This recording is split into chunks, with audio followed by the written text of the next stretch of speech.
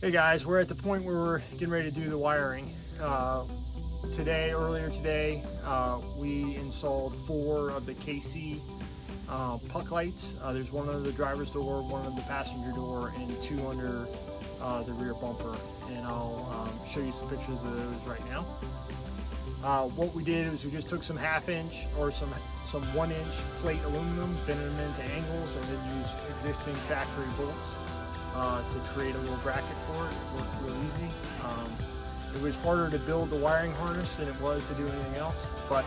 So we're stringing all 4 lights together, and we're going to run them off of auxiliary 4. So this Rubicon's equipped with a trailer tow package, which includes those 4 auxiliary switches. And so we're going to tap into the auxiliary switches inside the engine compartment. You can also do it inside of the vehicle, but we're going to do it inside the engine compartment. So I'll show you what that's like. It's really simple. All right, we've already pulled the wiring harness up to the front of the Jeep. So all we're going to do is just cut the little piece of electrical tape. And this is going to be where the 4 switch leads are. You just pull some of the electrical tape back from the factory, and you've got 4 of these sealed ends. So the beige with the pink is auxiliary 1, the green with the pink is auxiliary 2. These are both 40 amp leads. So these are for your heavier electronics or lights or heavy draw light bars or anything like that. The smaller 2, the orange and then the blue with a purple stripe, this is auxiliary 3 and this is auxiliary 4. We're going to tap into auxiliary 4 for our LED lights, because these 2 will pull 15 amps. So this is a pretty light draw, and we'll take the positive and connect it to this one, and then we'll connect the negative to the negative bar here.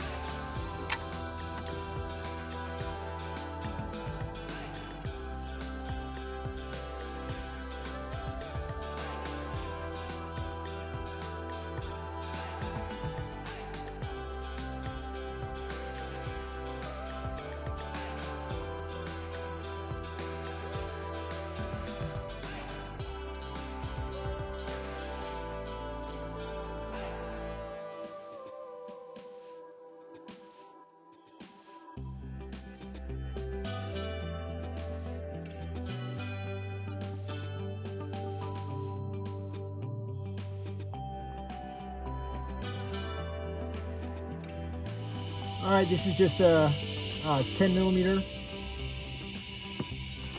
for the ground.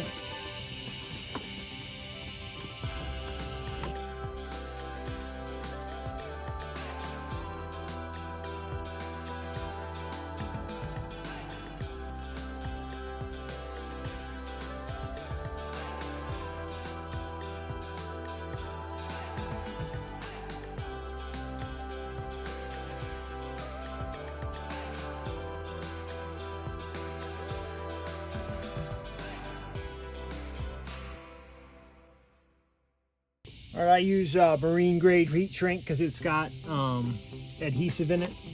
So all we gotta do is wrap this all up, and then we'll set the auxiliary switch. All right guys, to set the auxiliary switches, you just go to settings on the menu. So we'll go back to the radio, go to settings, go to auxiliary switches.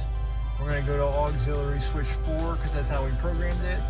We're going to say latching, and what latching means is that when you hit the switch, it stays in whatever position you put it in. The power source can either be with the key or with the battery. We're going to switch these lights to battery because I want to be able to use them when we're camping to kind of light up the scene lights. And so they're low power draw LEDs, so it's not going to hurt the starter battery for the time that we'll have them on.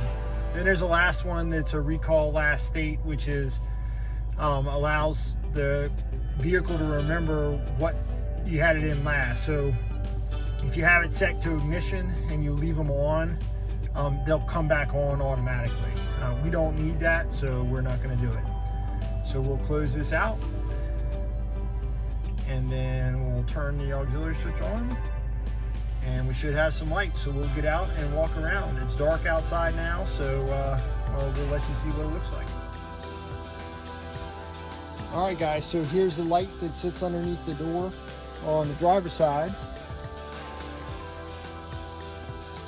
And here's the two lights for the back of the tailgate, right on the back bumper. And here's the light underneath the passenger door. So when we're setting up at camp in a dark site, this is going to light up the entire area walking around the Jeep pretty well. So I had it on the last truck and I really liked it. So I'm pretty happy with it.